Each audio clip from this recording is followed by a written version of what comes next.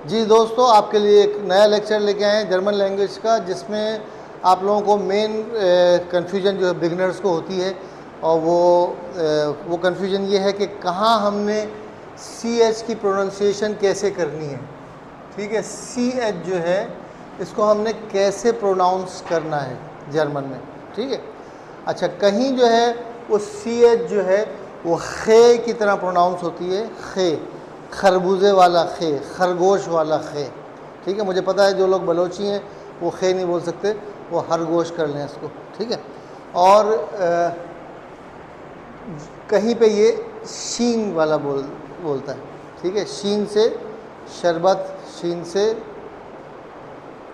और क्या, शीन से और क्या क्या होता है। रमज़ान में शराब का नाम मत लीजिए, रोज़ा टूट जाएगा। हैं, शमीम कह लें, नाम शमीम। ठीक है ना। अच्छा जी, तो कहीं जो है सी एच को जो है शीन की तरह प्रोनाउंस करते हैं, उर्दू हिंदी का शाह की तरह प्रोनाउंस करते हैं, और कहीं ख की तरह प्रोनाउंस करते हैं। हिंदी में खा नहीं होता, खा हो जाता है। ठीक है, तो ये उर्दू में ही हमारे ये खासियत है कि उर्दू में बहुत से अल्फाज ऐसे हैं जो कहीं और नहीं बोले जाते, जैसे गैन, ग, हिंदी में गजल हो जाता है, पहले भी बता चुका हूँ।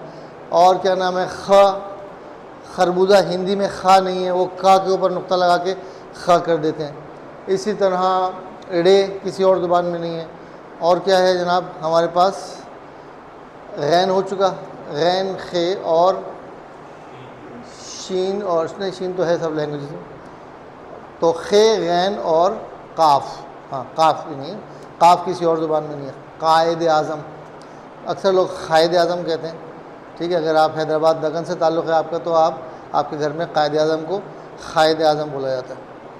एनीवे, तो सी एच को कहीं कहीं श की तरह प्रोनाउंस किया जाता है और कहीं ख की तरह प्रोनाउंस किया जाता है। मैं उर्दू का सहारा ले रहा हूँ ताकि जो लोग उर्दू लिखना पढ़ना जानते हैं वो इसको ख पढ़ेंगे, और कहाँ ख पढ़ेंगे, कहाँ श पढ़ेंगे, ये आज हमने इसको करना है।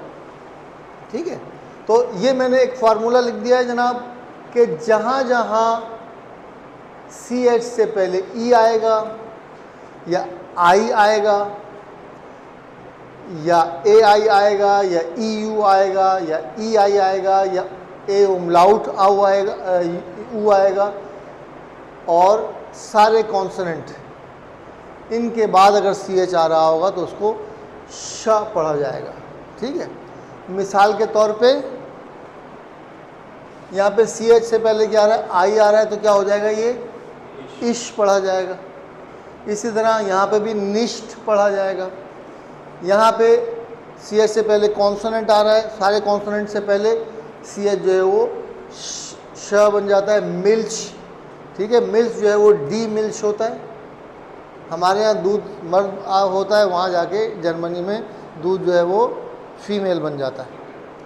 12, तो मेडशन के साथ डस लगता है। मेडशन जो है लड़की है बेसिकली, और ये छोटी लड़की जो है उसको मेडशन कहते हैं, यंग बच्ची जिसे हम कहते हैं उर्दू में बच्चा बच्ची, उसको मेडशन कहा जाता है। मेडशन के साथ डस लगता है। अच्छा, ऑयख, ऑयख जो है वो तुम लोग का अकुजाटिव और डाटिव फॉर्म जो है ईयर की ऑयख है, और यहाँ पे इसको ऑयख नहीं पढ़ा जाएगा, ऑयश पढ़ा जाएगा। माई मिस्टेक, ऑयख कह रहा हूँ मैं, ऑयख नहीं बोला जाएगा, इसको ऑयश बोला जाएगा। ठीक है, इसी तरह वेल्श, यहाँ पे भी सी एच से पहले कॉन्सोनेंट आ रहा है तो वेल्श कहा जाएगा। वेल्श का मतलब है विच, कौन सा। अच्छा, उसके बाद क्या है जनाब, अब यहाँ पे क्या है, बाख पढ़ा जाएगा। क्यों कि सी एच से पहले ए आ रहा है। हमने क्या कहा कि जहाँ जहाँ सी एच जो है ए के बाद या ओ के बाद या यू के बाद आएगा, वहाँ पे इसको ख पढ़ा जाएगा। ठीक है, चलिए यहाँ हम लिख देते हैं या, यहाँ लिख देते हैं या। जी हाँ, ए के ऊपर उमलाउट है, उसके बाद सी एच आ रहा है तो उसको शीन पढ़ा जाएगा, श पढ़ा जाएगा। ओ के ऊपर उमलाउट है, उसके बाद सी एच आ रहा है तो उसको भी श पढ़ा जाएगा। यू के ऊपर उमलाउट है, उसके बाद सी एच आएगा तो भी श पढ़ा जाएगा। मिसाल के तौर पे यहाँ पे डस, डाख, डाख का मतलब है रूफ, और सी एच से पहले ए आ रहा है तो ये क्या हो गया, डाख हो गया। लेकिन डाख की प्लूरल जो है देशर है। छत की जमा छतें, ठीक है, रूफ्स। जब रूफ की प्लूरल हो जाती है डेशर हो जाता है, क्योंकि यहाँ पे ए के ऊपर उमलाउट लगता है, ये डेशर हो गया, ये डाक है। सी एच से पहले ए आ रहा है तो ये खे पढ़ा जाएगा, ये मैंने लिख दिया, ठीक है। चलिए इसको सर्कल कर देता हूँ और क्लियर हो जाएगा। सी एच से पहले ए आ रहा है तो ये क्या पढ़ा जाएगा, डाक पढ़ा जाएगा। लेकिन सी एच से पहले ए के ऊपर उमलाउट लग गया तो ये डेशर हो जाएगा। इसी तरह यहाँ पे क्या है, डस पेश पढ़ा जाएगा, क्यों, ये सी एच से पहले ई आ रहा है, ई हो या आई हो, ये आई लिखा हुआ, सॉरी, हाँ कोई भी ABCD का वर्ड हो, कोई भी कॉन्सोनेंट जो है उससे पहले उस आ रहा है, अगर सी एच से पहले तो वो शीन पढ़ा जाएगा। तो यहाँ पर क्या हो गया, ये पेश हो गया। पेश, डस पेश का मतलब होता है बैड लक, ठीक है। अच्छा यहाँ पे देख लें, डस गाउख स्मोक। अब ये गाउख क्यों पढ़ा जा रहा है कि सी एच से पहले AU आ रहा है तो ये गाउख पढ़ा जाएगा। अच्छा आर का मैं प्रोनाउंसिएशन बता दूँ, आर का प्रोनाउंसिएशन एक्चुअल जो जर्मन है, जो कि पैदाइशी जर्मन है, वो आर को गैन की आवाज़ निकालते हैं, जो हमारे उर्दू में ही है सिर्फ गैन, गाउख, गाउखन, ठीक है ना, गाइजेन, गाइश। लेकिन अब जर्मनी भी वो जर्मनी नहीं रहा, आज से 50 साल पुराना जर्मनी नहीं रहा। अब जर्मन लैंग्वेज में भी चेंजेस आ गई हैं। आप जर्मनी में जाएं तो कोई आपको, अब एक्चुअल जर्मन आपको बहुत कम मिलते हैं। अब आपको कोई जो है वो फ्रांस से आया हुआ है, कोई लबनान से आया हुआ है, कोई मिस्र से आया हुआ है, कोई पाकिस्तान से आया हुआ है, कोई इंडिया से आया हुआ है, पूरी दुनिया के लोग जर्मनी में आए हुए हैं। तो वो जर्मन लैंग्वेज एक्चुअल अपना हुस्न जो है वो आहिस्ता आहिस्ता खोती जा रही है। अब जो है वो, क्योंकि बहुत से दुनिया के लोग जो है वो गैन नहीं बोल पाते तो उसको राउंड आर की आवाज़, रे की आवाज़ निकालते हैं, राउखन कह देते हैं इसको। तो अब वो राउखन और राइजे इस तरह बन रहा है। लेकिन असल अगर आप प्रोनाउंस करना चाहते हैं एक्चुअली, तो आपके लिए बेहतर ये है कि आर को गैन की आवाज़ में प्रोनाउंस करें, ठीक है। तो ये गैन की आवाज़ बन जाती है। अगर कोई हिंदी वाले देख रहे हैं तो मेरे ख्याल में ये नुक्ता बन जाएगा, ग के नीचे एक नुक्ता लगा देंगे तो ग हो जाएगा, ठीक है जी। तो ये जो जितना भी है आर की जहाँ जहाँ आवाज़ है उसको ग की आवाज़ पढ़े तो ज़्यादा बेहतर है। तो ये एक फार्मूला बन गया है, इसको आप याद कर लीजिए। ये जहाँ जहाँ मैंने नहीं लिखा है वो सारा डेयर है, डेयर फिश, मछली। मछली हमारे यहाँ जो है मछली होती है, उनके यहाँ मछली होता है। क्राफ का मतलब है शोर, नॉइज़, और डेयर गेहूख, बदबू, हमारे यहाँ बदबू होती है, उनके यहाँ बदबू होता है। बाउख, बेली, पेट, हमारे यहाँ भी मर्द है, उनके यहाँ भी मर्द है। स्टॉर्क, सारस परिंदे को कहते हैं, डेयर स्टॉर्क होता है। यहाँ पे भी स्टोर्श हो जाएगा, डेयर स्टोर्श हो जाएगा, स्टोर्श हो जाएगा, ठीक है।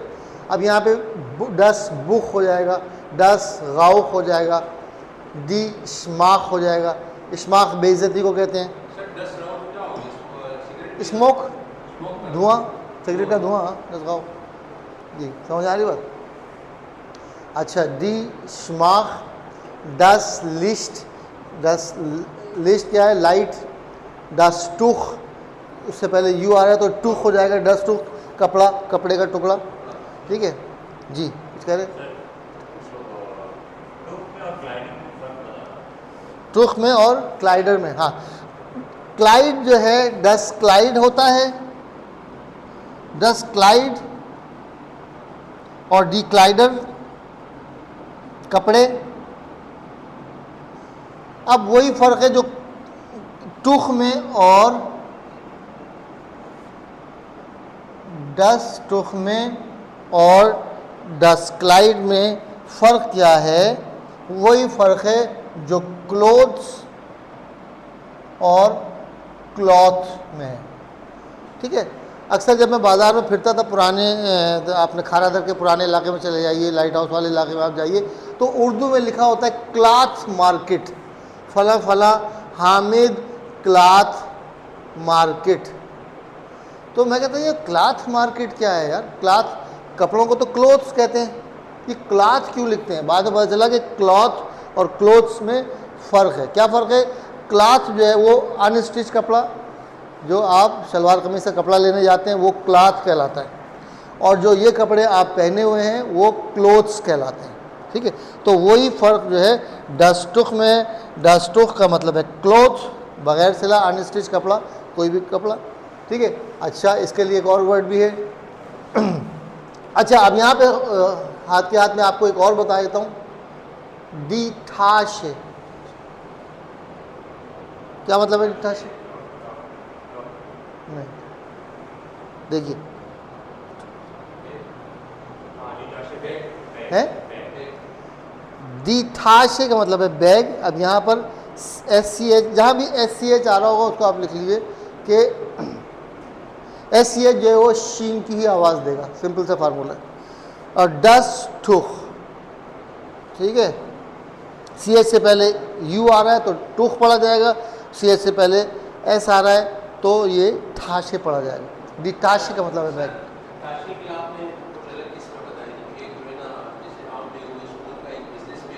हाँ, वो उसको छोड़ देंगे, वो तो बात की अगले लेवल की बात है। जिस वो उसकी बात की थी, स्कूल बैग की बात की थी, ठीक है, और एक जनाब ऑफिस बैग की बात की थी, उसको भी छोड़। ठीक है, अच्छा जी, तो बात क्या हो रही थी कि टूख का मतलब है अनस्टिच कपड़ा और डस्ट क्लाइड का मतलब है सिला हुआ कपड़ा। ठीक है, दी क्लाइडर उसकी जमा है कपड़े। तो ये एक फार्मूला दिमाग में बिठा लीजिए कि जहाँ जहाँ भी CH से पहले E आएगा, I आएगा या उमलाउट आएगा A के साथ, O के साथ, U के साथ, तो वो जो है वो CH शीन की आवाज़ बन जाएगा। मिसाल के तौर पे डस्टबुक, डस्टबुक, ठीक है, किताब को क्या कहते हैं? डस्टबुक। ठीक है, और किताबें क्या हो जाएगा? अब ये ब्यू, अब यहाँ पे ये CH से पहले U का उमलाउट आ गया तो क्या हो गया? दी ब्यूशर।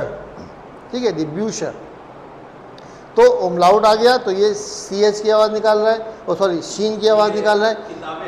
किताबें, दी ब्यूशर का मतलब किताबें। डस्ट बुक एक किताब, और दी ब्यूशर किताबें। ठीक है जी, तो ये कन्फ्यूजन जो है वो आपका अब दूर हो जाना चाहिए। इसकी प्रैक्टिस कर लीजिए, याद कर लीजिए कि कौन कौन से अल्फाज के साथ CH आता है तो खे की आवाज़ निकालता है, कौन कौन से आवाज़ के साथ श की आवाज़ निकालता है। तो ये लेक्चर बहुत अहम है क्योंकि आप अक्सर कंफ्यूज रहते हैं कि कहाँ पे इसको CH को शाह पढ़ना है, कहाँ इसको खा पढ़ना है। तो ये एक फार्मूला आपके पास हो जाना चाहिए। ये सारे मैंने वर्ड्स मीनिंग दे दिए हैं, इनको याद कर लीजिए और इनके साथ उसकी प्रैक्टिस कर लीजिए कि कहाँ कहाँ पे ख पढ़ा जाएगा, कहाँ कहाँ पे श पढ़ा जाएगा। ठीक है, तो बस इसको देखें। लैंग्वेज क्या है? लैंग्वेज कुछ भी नहीं है सिवाय अल्फाज मानी याद करने के लिए। कोई भी लैंग्वेज आप उसके 5 से 10 हज़ार अल्फाज याद कर लें, आ गई वो लैंग्वेज आपको। ग्रामर बहुत थोड़ा सा पार्ट होता है, ठीक है ना। वो एक अफ़गानी आता है कराची में, वो थोड़े दिन बोलता है खो हम जाती है, हम कल आती है, वो इस तरह से बोलना शुरू कर देता है, अपना काम निकालना शुरू कर देता है। उसके बाद 4-5 साल में खुद ही उसको ग्रामर समझ में आ जाती है। तो सबसे अहम है वोकेबलरी, सबसे अहम है वोकेबलरी।